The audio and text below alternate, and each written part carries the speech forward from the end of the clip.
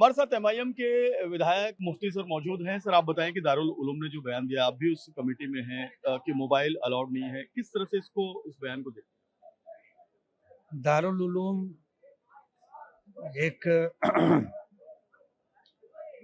University है, धार्मिक university है। मोबाइल की वजह से जो दिक्कतें आ रही थी कि बच्चे जो है सही तरीके से पढ़ नहीं रहे थे, क्लासरूम में बैठ करके दूसरे सब काम हो रहे थे, उसकी वजह से जो है उनका पूरा टाइम खराब हो रहा था। और किसी भी कोई प्राइमरी स्कूल हो, हाई स्कूल हो, जूनियर कॉलेज हो, इसके आगे यूनिवर्सिटी हो, अगर मोबाइल से आदमी एजुकेशन लाइन से कोई मदद लेता है तो अलग बात है, लेकिन अगर क्लासरूम में बैठ करके वक्त खराब हो रहा है जिसकी वजह से जो है एजुकेशन लाइन से भी बहुत दिक्कत आ रही है, तो उसको पाबंदी लगाना ज़रूरी था। इन्हीं सारी चीज़ों को देख करके दारुल उलूम देवबंद की मजलिस शूरा ने ये फैसला किया कि क्लासरूम के अंदर मोबाइल अलाउड नहीं। अच्छा, तो लेकिन इससे जो स्टूडेंट हैं वो कहीं ना कहीं नाखुश है। उनका ये कहना है कि जब मोबाइल ही नहीं रहेगा तो उनकी जो दिनचर्या है वो खराब होती है। आजकल स्टूडेंट दिनचर्या मोबाइल में चल रही है और नहीं, कुछ पॉलिटिकल भी इस पे बयान आ रहे हैं।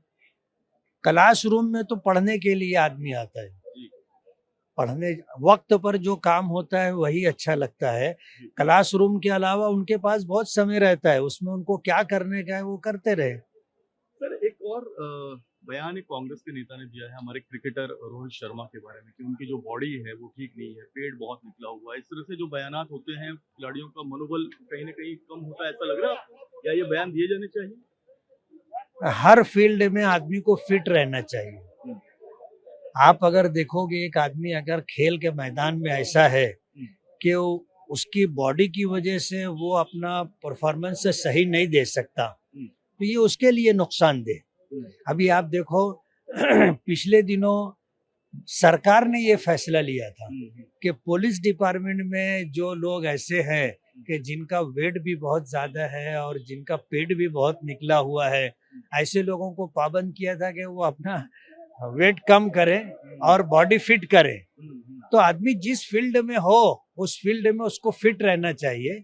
अगर उन्होंने ये बात कही है तो मैं समझता हूँ कि गलत नहीं है। अच्छा, ये जो मालेगांव में अवैध बांग्लादेशियों का मुद्दा है, एफआईआर दर्ज हो रही है, पूरे महाराष्ट्र में भाजपा जो है इसके खिलाफ प्रदर्शन कर रही है, एफआईआर दर्ज करा रही है, इसको किस तरह से देखते हैं आप?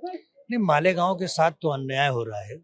बात यह है कि मालेगांव जो है कसीर आबादी वाला मुस्लिम शहर है और हमको ऐसा लगता है कि इलेक्शन से पहले मालेगांव में ये इल्ज़ाम लगाया गया था कि यहाँ पर बहुत बड़ी रकम का व्यवहार हुआ है। मालेगांव में 114 करोड़ रुपया लोगों के अकाउंट में आया, ऐसा शोर मचाया गया, एफआईआर भी दर्ज हुई है। उसकी एफआईआर दर्ज हुई। जी, अब इस मैटर में लेकर के ये इल्ज़ाम लगाया गया कि ये वोट जिहाद के लिए। जी, अब जाहिर बात है वोट जिहाद के लिए है तो वो रकम किसी न किसी को तो गई होगी ना। जी। जैसे मैं वहां से इलेक्शन लड़ रहा था, मुझको तो एक पैसा भी नहीं मिला, एक रुपया भी नहीं मिला।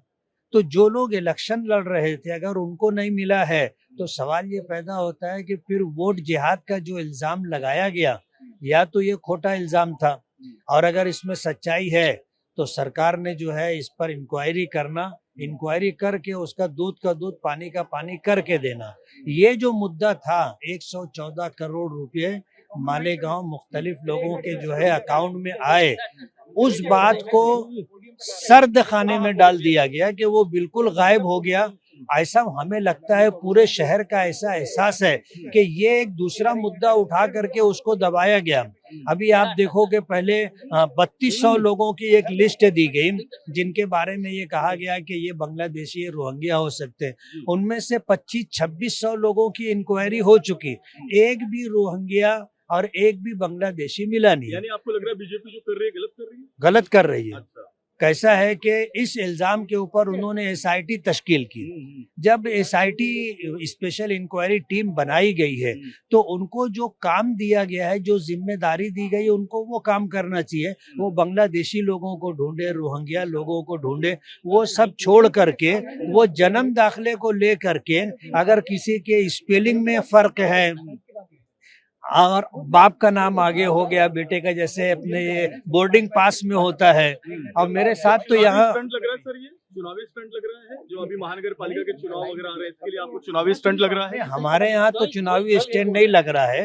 हम तो ऐसा समझते हैं कि वो 114 करोड़ रुपए के मैटर को दबाने के लिए ये मुद्दा उठाया गया है। अच्छा सर, रमजान में जो लाउड स्पीकर को लेकर जो अभी भारतीय जनता पार्टी मुद्दा उठा रही है कि लाउड स्पीकर की आवाज बहुत ज्यादा तेज हो जाती है, तो आप इसके पक्ष में हैं या उसके खिलाफ में हैं? नहीं, ये भी एक इल्जाम है।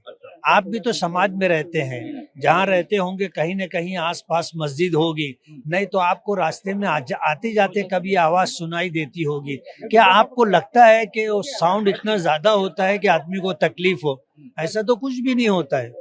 और आप देख लो, इसके अलावा शादी का प्रोग्राम हो, दूसरे सारे प्रोग्राम हो, चाहे धार्मिक हो अनधार्मिक हो, डीजे वगैरह बजता है, उसपे तो कोई पाबंदी नहीं है। चुनावी मुद्दा है आपको लगता है? हाँ, ये चुनावी मुद्दा है। बिल्कुल। यहाँ पर जो मालेगांव के एमआईएम के जो विधायक हैं मुफ्ती इस्माइल, उन्होंने ये कहा है कि लाउडस्पीकर का जो मुद्दा है वो भाजपा का चुनावी मुद्दा है। जहां तक बात मालेगांव में अवैध और बांग्लादेशियों और रोहिंग्याओं की है, वो भी एक चुनावी मुद्दा है।